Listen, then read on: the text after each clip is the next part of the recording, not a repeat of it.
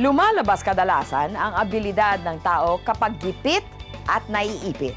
Sa kwento ni Akiko Thompson, panoorin kung paano pinaaandar ng sipag at kaunting pagbubutingting ang mga sasakyang halos wala ng silbi.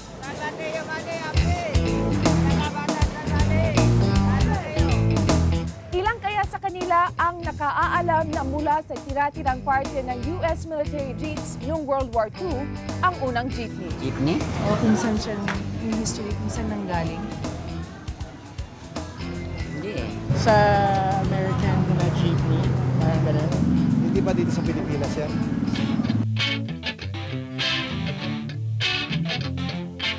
Nirekondisyon ang makina. Nilagyan ng bubog. Pinahaba ang katawan. Pinintahan ng iba't ibang kulay.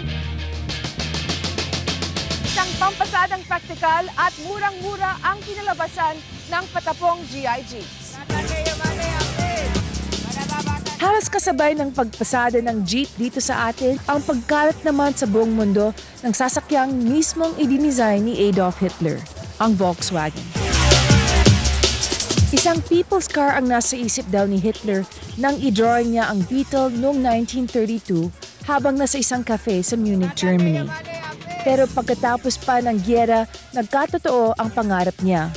Hindi lang sa Germany, kundi sa iba't ibang bansa. Yung mga sasakyan namin puro Volkswagen. Sakbayan. Yung sa akin naman, sakbayan. Yung service ni Nonoy, dati yung Kumbi. Yung isa kong anak, Volkswagen Beetle ang kanyang service. Ang matinding paghanga sa kotseng parang pagong ay dala pa rin ng ilang mga Ilonggo hanggang ngayon. Yung maintenance ng book, mababa lang. Yung spare parts kasi hindi masyadong mataas. Saka yung madali lang gawin ba? Yung mga electrical, yung engine, dali lang. Hindi complicated.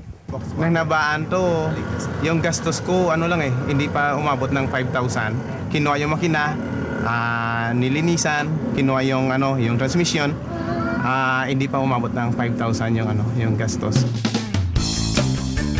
Patok na patok daw ang box sa buong isla ng Panay noong 1960s. Sabi nila, ang Volkswagen kasi ini-issue yun sa sa mga empleyado ng bangko, sa empleyado ng mga GSIS at sa mga government offices noong time. Nung dumating mga Volkswagen dito, mga kaibigan ko, mga drug agent ba? Alos Volkswagen ang kanilang mga service, ang ruta nila buong Panay. Ako ang gumagawa ng mga breakdown nila, mga repairs nila. Kaya doon nagsimula ang Volkswagen business namin. Nawala man sa uso ang Beetle, diehard fan pa rin hanggang ngayon si Mang Langgok. Maski na wala nang bago na lumalabas na Beetle, ay ganun pa rin. Volkswagen pa rin ang ginagawa namin. Nahawa ni Mang Langgok sa paghahilig sa Beetle ang anak na si Nonoy. Ito yung mga magazines, ito yung mga collection ko through the years.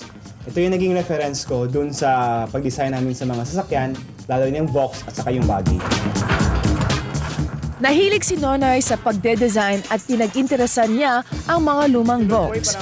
Ang resulta, bida ulit ng kalsada ang Beetle, lalo na ngayong mahalang gasolina. So far yung sa experience namin, siguro papatak siya ng 14, 16 ganyan to a liter. Yung iba 10 is to liter, 10 kilometers is to 1 liter.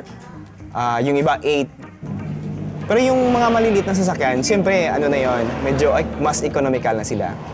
Siguro 1/8 lang siya sa brand new na sasakyan. 1/8 o 1/4 na yung niya, yung presyo niya. Naging inspirasyon ni Nonoy ang kauna-unahang buggy na gawa sa fiberglass ang katawan. Yun yung mga ganda kasi yung fiberglass, hindi na nabubulok, madali pang i-repair, at saka madaling gawin. Tinatanggal namin yung Volkswagen, yung itaas niya, dalawang parte, yung chassis at saka yung kaha niya. So tinatanggal namin, tapos pinapalitan namin ito, yung fiberglass shell. Ito ginawa namin 1 month. 1 month talaga. From scratch, papuntang ganito yung itsura.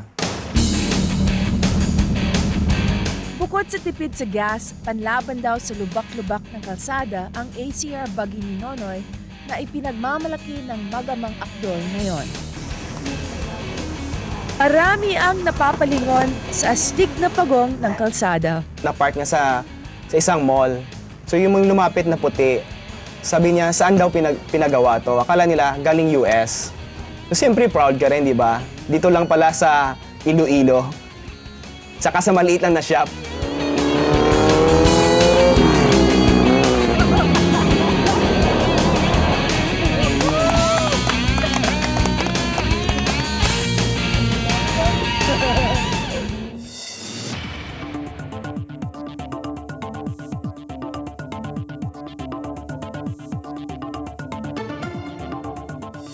Maraming salamat sa inyong walang sawang pagtangkilik sa aming programa.